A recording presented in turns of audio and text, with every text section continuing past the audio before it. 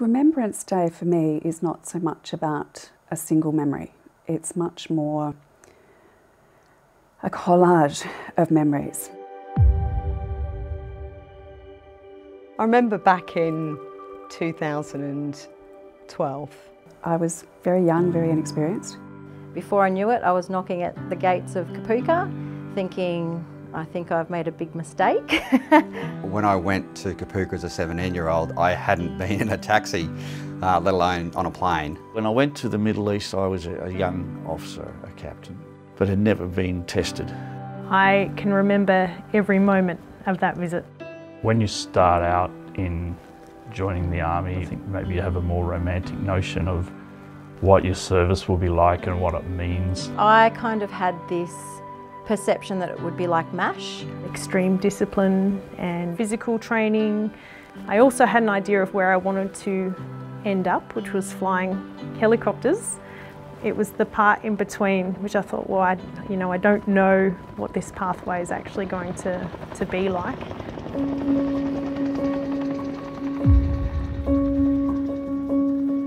We're going off on our first operation over to Rwanda, and as we're walking across the tarmac to the plane, the band was there and it started playing Waltzing Matilda.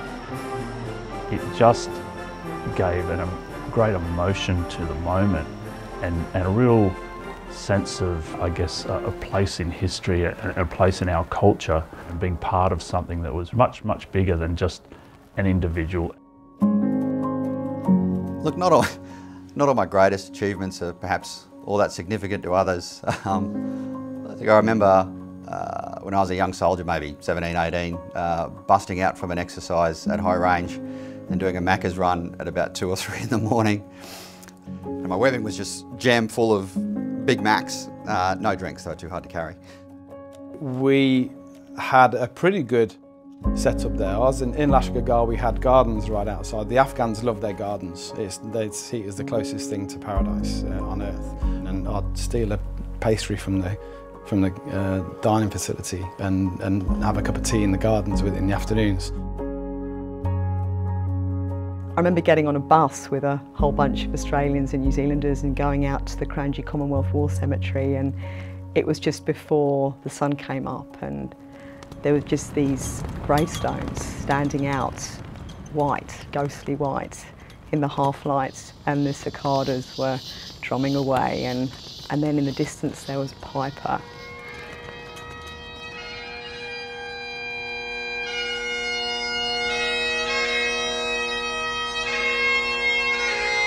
Defence gives you that opportunity to jump out of your comfort zone, more or less. So sometimes I was stepping outside the comfort zone, other times I felt like I was pole vaulting out of the comfort zone. We were patrolling one of the central refugee camps one day, and we came upon a group of kids playing out on the street.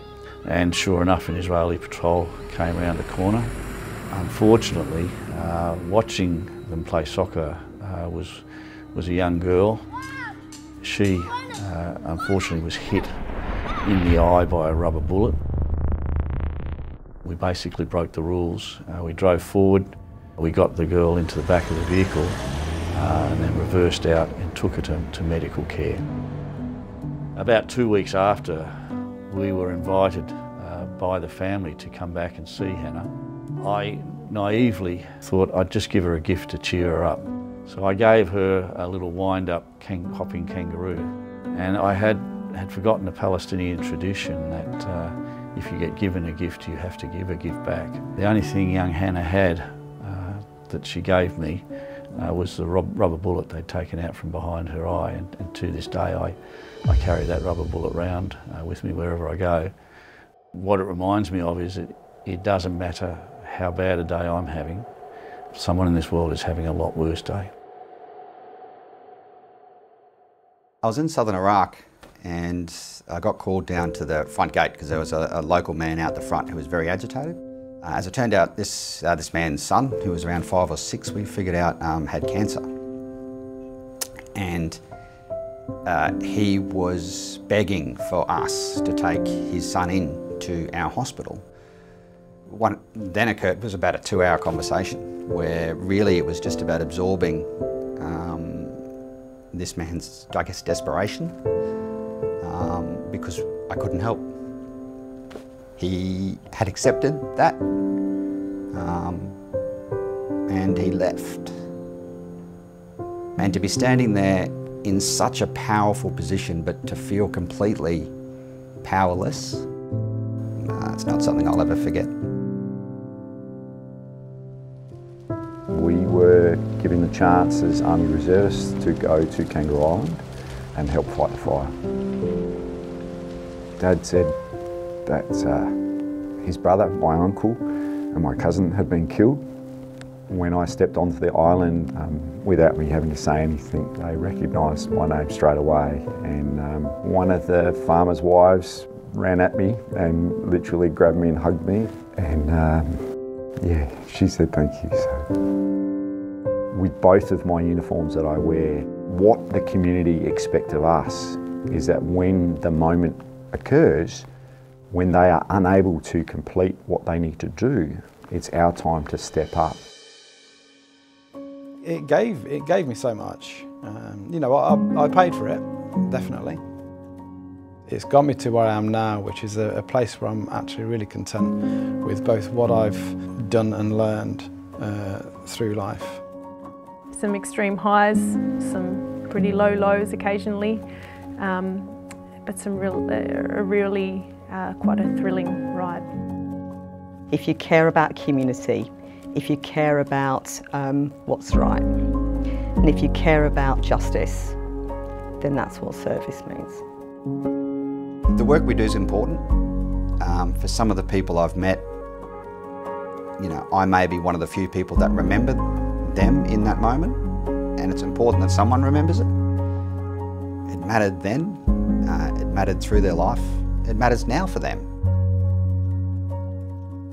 When I was in Afghanistan, I only met one girl, but I did meet a lot of Afghan men and a lot of Afghan fathers. And so when I look at what's happening now, I think that if just one of those fathers took from that a different view about the importance of educating girls, of giving girls an opportunity that we take for granted to be whatever they can become, then it was something. It did matter.